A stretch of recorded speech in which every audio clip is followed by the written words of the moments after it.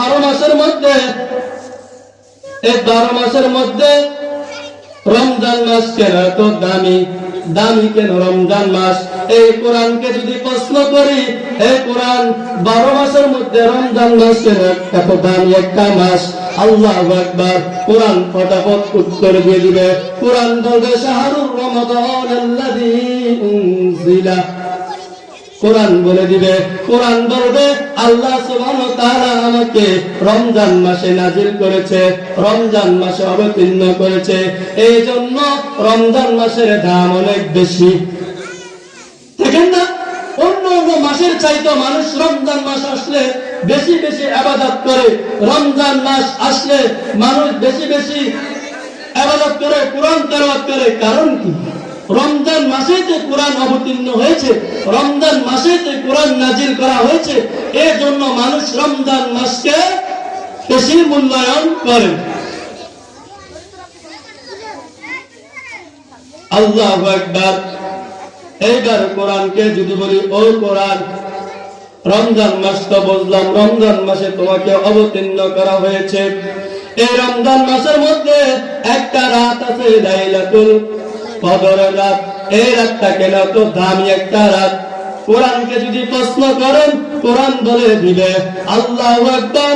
কোরআন আপনাকে ফটাফট উত্তর দিয়ে দিবে, ইন্না আনজালনাহু ফি লাইলাতুল কদর।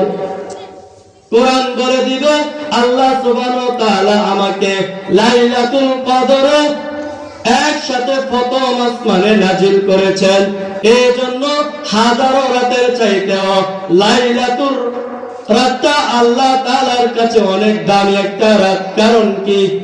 এই কোরআনকে রমজান মাসে লাইলাতুল কদরের রাতে একসাথে প্রথম আসমানে নাজিল করা হয়েছে, এই জন্য লাইলাতুল কদরের রাতের অনেক দাম।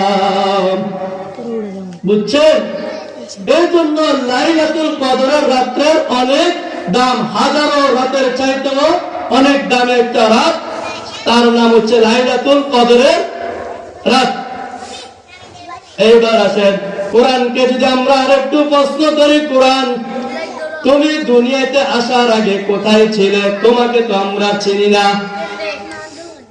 এই কোরআন, তুমি দুনিয়াতে আসার আগে কোথায় ছিলে? তোমাকে তো আমরা চিনি না। তখন কোরআন আপনাকে উত্তর দিবে, সূরা বুরুদের শেষের আয়াত, ফি লাউহিম মাহফুজ।